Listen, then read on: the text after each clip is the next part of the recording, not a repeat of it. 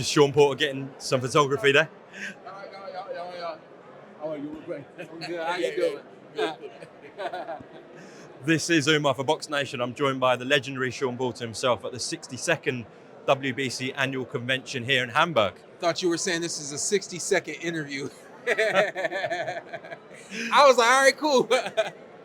No, I haven't had the pleasure of doing that many interviews with you, Shawn. Actually, the last time I was around you was when I covered your fight with Terence in Las Vegas, which was what, 3 years ago? Yeah, 3 years ago now. Shawn, just talk to me about being here at the WBC convention. So many legends of the sport in one place here in Hamburg, Germany. Yeah. You enjoying your time here? Always. This is my 4th convention, I believe. And most people don't know why I'm here this time, and I'm looking forward to revealing that when the time comes. But for now, it's just been fun so far.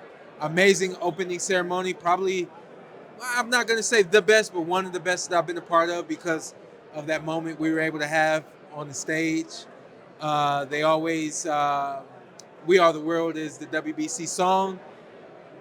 I was told last night that the choir wasn't able to make it to sing the song. They asked me to sing the song. I said, I can't sing the song by myself.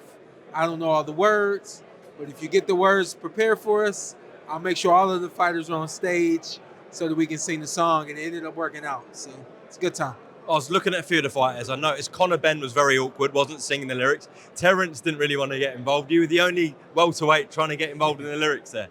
I'm a firm believer in just stepping up and doing what needs to be done when it needs to be done. And that's what I did to kind of encourage these guys to get on the stage. Hey, this is something that Mauricio wants done every single convention, and we have to do this for him. And, more than anything, I was glad that they got up there. And we were able to represent very well, I think. Brilliant. Listen, Shawn, I can see a Riyadh season logo behind you there. Obviously, this convention is they're in association with it. They're doing incredible things for boxing at the moment. Just super card after super card. What have you made of Riyadh season's introduction, involvement in boxing? I think it's been great what Riyadh season's been about and what they've done. It truly has been a season. It's been like Super Bowl after Super Bowl, NBA final after NBA final. Your championship for whatever sport you watch. The Champions League, outside maybe? of boxing, yeah. But it's been great, and I hope it doesn't slow down. I hope they're able to manage this boxing world and bring more to us of what they've done. I mean, great shows, and that's what I believe boxing is supposed to be. It's supposed to be a show. It's supposed to be very entertaining, and they've been able to bring that to life. Well, the whole world will be entertained very soon. It's a rematch between Usyk and Fury. I thought it was a very close fight, Shawn, first time out. How did you see it, and what do you think about the rematch? Man, great first fight. I'm looking forward to the second one. I think, the first one was self-explanatory. Early was controlled by Fury, late controlled by Usyk. Amazing fight, and can't wait for the second one. Looking forward to seeing if that moment happens again for Usyk. Do you think whoever wins this is the best heavyweight in the world? Absolutely. No argument. There's no doubt about it. Yeah, Tyson Fury has been the best heavyweight in boxing for a long time. And I really didn't think that Usyk was until he did what he did against Fury. I know he had a couple of wins against Joshua and a few others, but beating Tyson Fury, to me, solidified Usyk as the best heavyweight. He's got to do it again, and we'll see. Someone who may want to argue with that, and I know Usyk's already beaten Daniel Dubois, but he's on a tremendous run at the moment. Yes. He's saying that, get me in there with Usyk again, I can do him this time. But obviously he's got to deal with Joseph Parker first. But yeah, Daniel's resurgence has been incredible. What have you made of it? I agree 100%.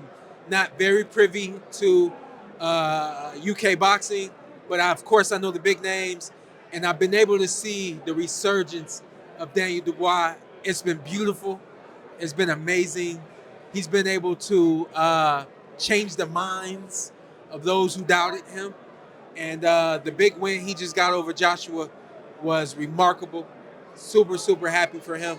Would love an opportunity to speak with him, man, and just tell him, how proud I am of what he's been able to accomplish and what the last maybe 2 years, right? Yeah. Yeah. Well, I think within 18 months, he's fought like Usyk.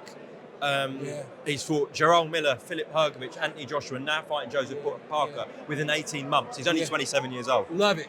I love that he's been busy.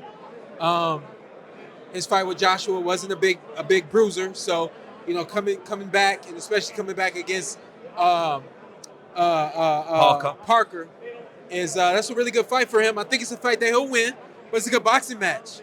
And then like I always say, more than anything, I want to see good boxing matches. I think that what's been incredible with Daniel was, years ago he got stopped by Joe Joyce. A lot of people labelled him a quitter. Same thing happened in the Usyk fight. He had to grow up. And listen, this is what we know about heavyweights. They mature later than any other weight class, so he matured a little later, and I think he's grown through some of his growing pains. And the worst thing for a fighter is you see our growing pains. We saw his, but he fought through it, and I'm happy to see him where he's at right now. Shawn, just before we close off, that's on February 22nd in Riyadh. Just want to get your thoughts on a couple of more fights on that bill. So the big one, the rematch, Beterbiev v. Bivol 2. How did you see the first fight? Who knew got in the second one? I had Bivol win the first fight. I feel like most of the boxers in the boxing world felt like Bivol won the first one. And I think it's kind of like what you like. Do you like the speed and the movement, or do you like the aggression and the power punching? I felt like Bivol outlanded him. I also felt like he moved when he wanted to move. There were moments where Beterbiev made a move, but he still did what he needed to do. I felt like he won, but we'll see how the second one goes. Listen, Beterbiev can punch his butt off, and I wouldn't be surprised if he's able to take out Bivol in the rematch. Another fight I want to get your thoughts on. I'm not sure how much you've seen of him. Hamza Shiraz fights for a world title, WBC title against Carlos Adames. Have you seen much of Hamza? I'm very familiar with him. He's an okay boxer. I think he's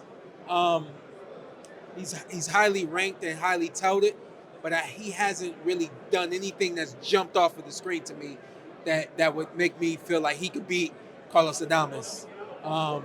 We'll see. Were you not impressed with him against Ammo Williams? Did you see that fight? I missed that fight. I know he beat Ammo, but again, never really been too keen on Ammo either. So I felt like, that was a 50-50 fight with two, I hate to say it, ordinary guys, and the more ordinary guy beat the lesser ordinary guy. Okay. Yeah. Can't actually let you go. I hope I'm not being disrespectful,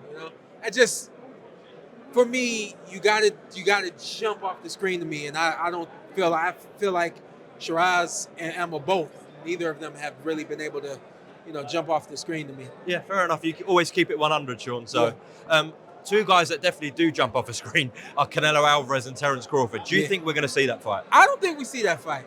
I don't think we see that fight. I think Terence is really waiting on it. I think he really wants it, but I don't think he's going to get it. We'll see. I promised you yesterday when we spoke in the lobby that when we did this interview, we'd plug your podcast. So go for it. Yeah, man. The Porter Way Podcast. Our episodes release every Monday on every single podcast platform. And I always encourage people to watch us on YouTube, because that's when you get to see the characters really be the characters that you're listening to. And you get to see me dressed funky, fresh, and fly every single time. The Porter Way Podcast. On that note, we'll close off. Thank you very much, sir. Thank you.